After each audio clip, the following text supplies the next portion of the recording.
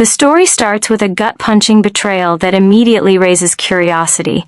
He had taken everything, and I felt nothing. But what he didn't know would change everything. This keeps viewers wondering, how does she recover? What happens to him? The tension and payoff at the end give a strong, inspiring message about resilience and reclaiming life. I still remember the exact moment I realized that everything I had built with him could be taken away in the blink of an eye. It was a gray Thursday morning, the kind where the rain pattered softly against the windows, turning everything outside into a blur of gray and silver. I sat in that cold, sterile courtroom, clutching my purse as if it could anchor me to the world. When the clerk handed me the papers, my hands shook violently. I read the words again and again: divorce finalized. All assets awarded to John. My chest tightened, and for a moment I could barely breathe.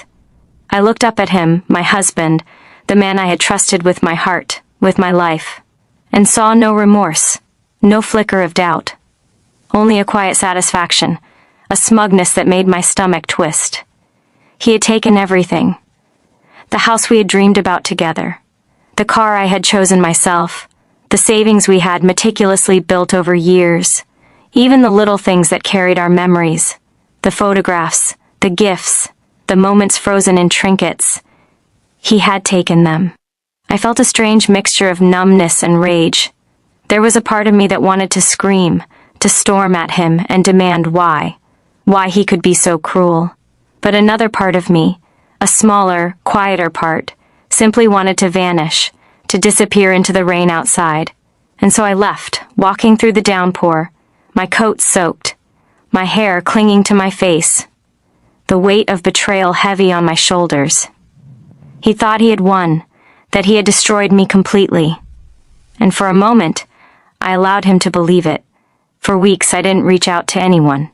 Not my friends, not my family. I stayed in the shadow of my grief, letting the silence wrap around me like a blanket. I cried alone in the evenings, letting tears wash away the life I thought I knew. I questioned everything, my choices, my trust, even myself. But in that silence, in the emptiness that he had created, I found something I hadn't expected. Clarity. I began to see the pieces of myself that he had never understood. The parts of me that didn't belong to him, that no one could take. Strength, resilience, determination. It started small.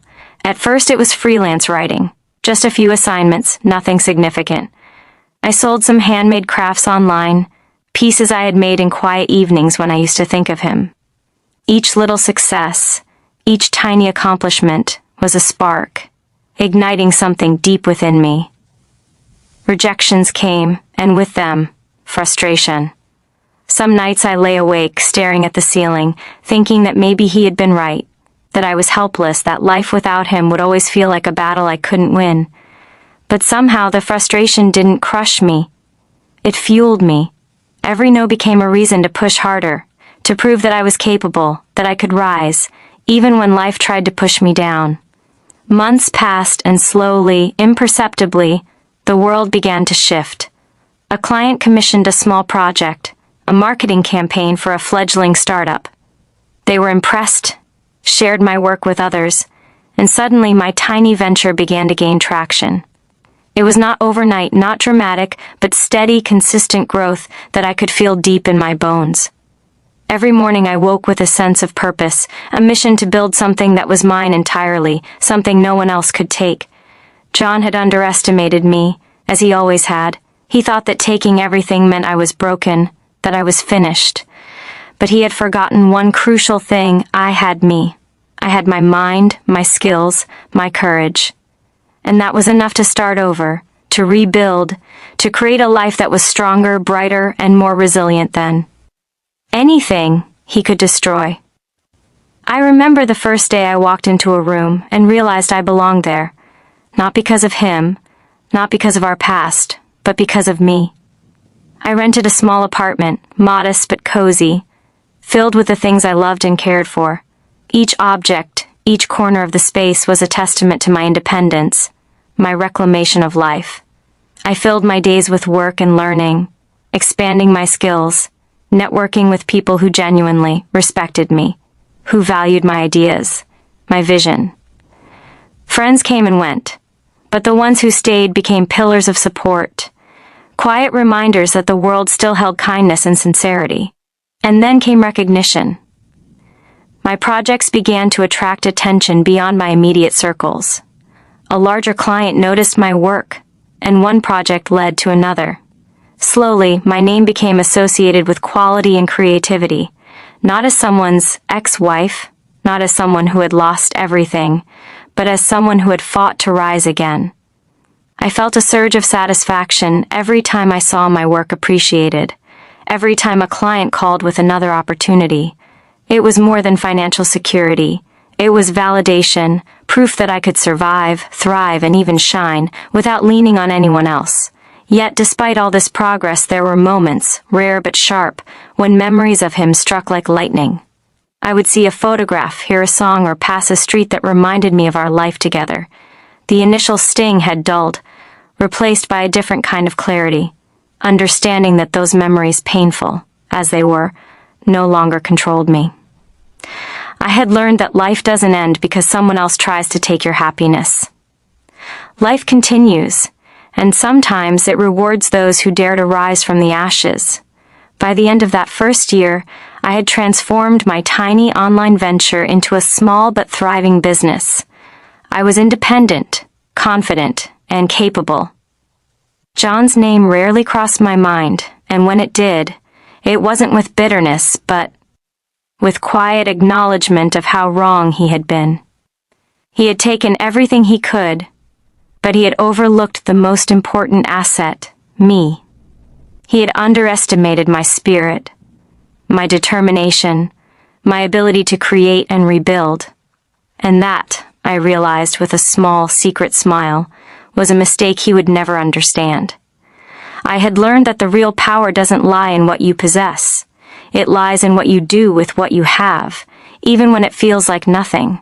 And in that understanding, I discovered freedom. Freedom from fear, from dependency, from anyone else's control over my life. The rain that had once seemed oppressive now felt cleansing. I could finally breathe again. I had survived the storm, and now I was learning to dance in the rain. And I knew, deep in my heart, that this was just the beginning. John had taken everything, yes, but he had not taken the most important thing. He had not taken my fire, my mind, my courage, or my destiny. And one day, he would see that what he thought was a victory was nothing more than a fleeting illusion, while I had built something that would last. A life that belonged entirely to me. I never expected to hear from him again. After all, he had taken everything, or at least he thought he had, and I had spent the last 2 years building a life that left no space for his shadow. Yet that ordinary afternoon, the phone rang, and my name flashed on the screen. I froze. It was John. My first instinct was to let the call go to voicemail, to let him stew in the false comfort of his victory. But something inside me, curiosity perhaps, or a subtle desire for closure, urged me to answer. "Hello?" I said, my voice calm, measured. "Sarah? It's me," he began awkwardly, almost timidly. I wanted to meet. Can we talk?" I studied him even through the phone, and I felt a quiet, cold satisfaction. After all, he had never called me before with humility or remorse. His arrogance had been his shield, and now I was curious to see it falter. "Talk?" I asked, letting the single word hang in the air, calm but with a weight he could feel. "About what exactly?" "About you. Your success. I heard—" His words trailed off, and I could hear the hesitation, the awkwardness. I didn't expect this. I smiled faintly, not out of joy, but from the quiet certainty that comes when you have fought through darkness and emerged stronger. "I didn't either," I replied. "Do you want to see for yourself that taking everything doesn't always mean winning?" He agreed to meet, and the day was ordinary, deceptively calm. The cafe was bustling, sunlight spilling across the polished wooden floors, the hum of conversation filling the air. And there he was, sitting at a small corner table, older, sharper, yet somehow diminished. He looked around nervously, adjusting his watch, running a hand through hair that had started to thin at the temples. His eyes, once so confident, now held a trace of uncertainty, a flicker of the realization that perhaps, this time, he wasn't in control. I heard about your company, he said again nervously. I didn't think I could survive? I asked, my voice gentle but unwavering. Or didn't think I could thrive? He flinched slightly as if struck, and I felt no need to soften my words. You took houses, cars, savings, I continued. But you forgot one thing. You cannot take resilience. You cannot take vision. You cannot take a woman's determination to rise when everything is stripped away from her. His mouth opened, then closed, and he swallowed, as though words alone could not undo the shock. For the first time, he wasn't in control of the narrative. He was merely a witness to my triumph. I just thought, his voice faltered. I thought that if I took everything, you'd be helpless, broken. I leaned forward slightly, looking him squarely in the eyes. Broken? No, you may have taken my possessions, my security, my comfort, but you did not take me. You underestimated me, John, and that was your mistake. You see, success is not just measured by wealth or property. It's measured by strength, courage, and persistence. And those are things you cannot steal, cannot destroy, and cannot buy. He looked down at the table, the weight of my words pressing down on him in a way that no court judgment ever had. I realized, almost with a touch of pity, that the man across from me was smaller than I had remembered, not in stature, but in spirit. He had won the battle, perhaps, but not the war, and he was only now beginning to understand that. I don't know what to say, he murmured, almost inaudibly. Say nothing, I replied softly, my voice calm but carrying authority. What matters is not words. What matters is actions, and my actions have rebuilt everything you tried to destroy. My life is mine, and it is beautiful, full, and independent. I don't need your approval, your recognition, or your control. I am not defined by what you took from me, John. I am defined by what I built, despite you. There was a long silence. Around us the cafe buzzed, oblivious to the quiet reckoning happening in the corner. And in that silence I realized something profound. I was free. Not just free of him, but free of fear, free of dependency, free of anyone else's definition of my worth. I had learned that life's greatest victories are not always the ones we see, and sometimes the most powerful revenge is simply living well. He shifted in his seat, finally meeting my gaze. You've changed, he said, almost a whisper, as if acknowledging a truth too heavy to speak aloud. Yes, I replied, I have. And you should know something. What you thought was a victory is nothing compared to the life I've created. I have risen, and you? You're still living in the past, in the illusion that possessions define success. You were wrong, John. I was never yours to break, and now I am beyond your reach. I stood, gathering my coat, my purse, my confidence. For a fleeting moment I saw in his eyes a flicker of regret, perhaps even shame. But I felt no need to savor it. I didn't need him to feel small to feel large. I didn't need him to apologize to feel peace. I had already won, in the way that truly matters, by reclaiming myself. As I walked away, the sunlight catching on my hair, I felt lighter than I had in years. The wind brushed against my face, cool and invigorating, and I realized that the storm he had created, the betrayal, the divorce, the years of struggle, had been my crucible. From that fire, I had emerged stronger, wiser, and unstoppable. And I knew, with unwavering certainty, that this was not just a personal victory. It was a message to anyone who had ever been underestimated, undervalued, or broken by someone else's greed or arrogance. Strength is not given.